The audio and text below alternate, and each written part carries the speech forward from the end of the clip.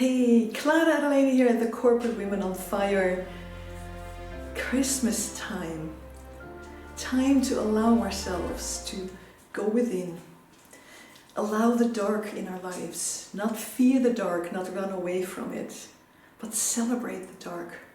And I know that usually Christmas is framed as the celebration of light, and that is true too.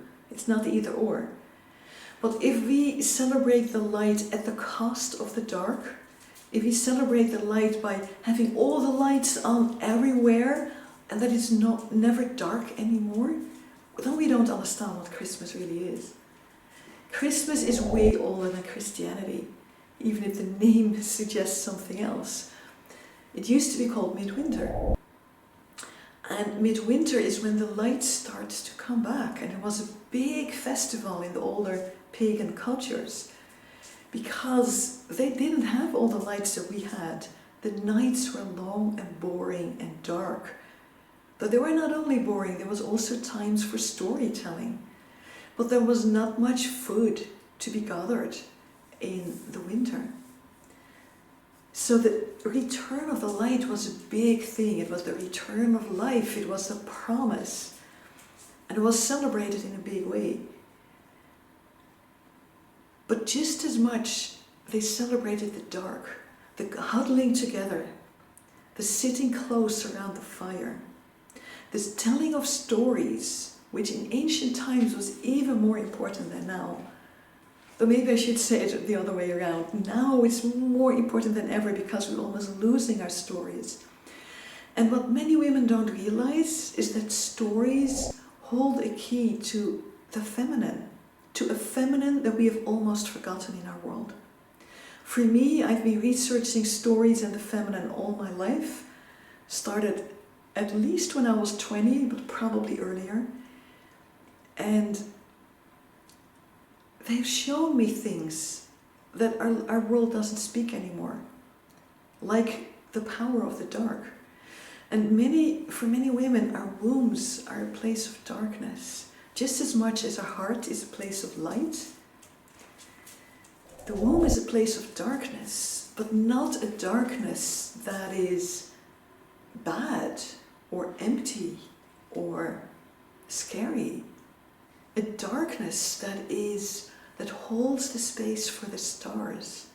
A darkness that connects us to the infinity, to the source of everything. A darkness that embraces us like a warm, warm cloak. That is the darkness that many of us feel in our wombs. And it's that darkness that we celebrate at Christmas just as much as the light. As we huddle around the fire, we honor that darkness that brings us together. The darkness is very fertile, just as our womb is very fertile. I'd actually have my flute here because I wanted to play a song for you that's not specifically a Christmas song, but to me it so gets that energy of Christmas, of the dark and the light. I'm sure you know it, but if not, I'll tell you the text too. For me, Christmas was always singing together and making music together under the Christmas tree, and we always had real candles with real flames in the tree. So playing music is for me really Christmas.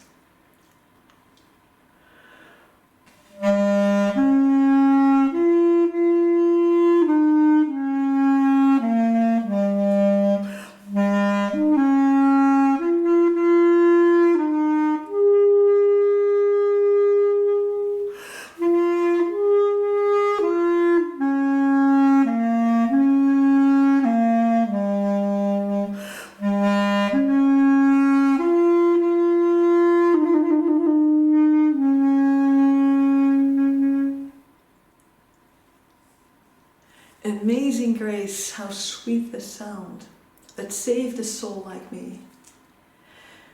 I once was lost, but now I'm found. Was blind, but now I see. The darkness and the light, the blindness and the seeing, the lostness and the being found.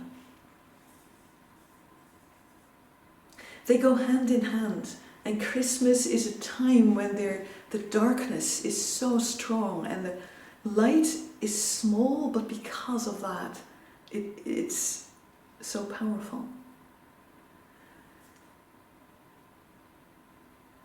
Christmas is a story of that old big power that holds the journey of light and dark. As light and dark are changing and the seasons are changing and the days and nights are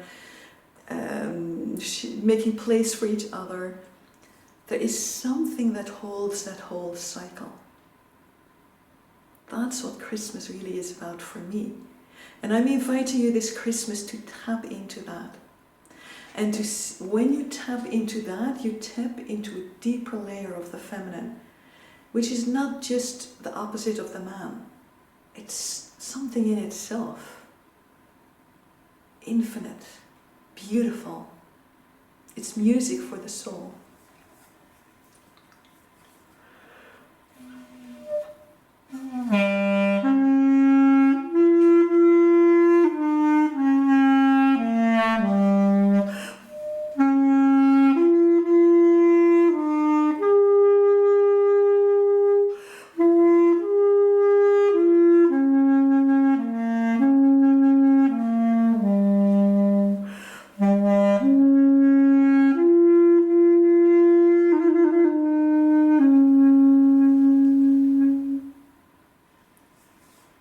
Tap into your feminine power in a whole new way this Christmas and let the dark help you. And know that from this power you can rise and you can throw off any beliefs that are holding you back. Any beliefs that tell you that the feminine is limited or weak or small or unclear or vague or chaotic. Let's throw it all out. The feminine is amazing in its own right. And it's only when we look at it through the lens of the masculine that we see what it is not. But when we look at it through the lens of the feminine, we start to see the diamond shining in all her facets, all her colors. 4 till 9 January, I have a challenge for corporate women on fire. Corporate women who are here to make a difference in the world, beginning with our own lives. It's called Rise. We rise from the darkness. We rise into our full power. We rise into love. We rise into claiming that our life is here now. We don't have to look for many years until we find maybe the one. The one is now really close. Women who work with me, typically, after they go on a dating app, they find their partner within a week. 7 days. I know it's crazy, but it's not. When we rise in our new power. So this Christmas is for me all about preparing the journey to rise. And then 4 till 9 January, we rise together and we throw off all the beliefs that hold us back. And in February, at Valentine, we take it a step further and we step up even more into the light. And whenever you're ready, you can come and join our 8-week journey. If you're a good fit. For that one, we are selective who we work with. A lot is going to happen. We are so ready at Corporate Women on Fire for 2021. And I invite you to be a part of that. See you there and have an amazing Christmas.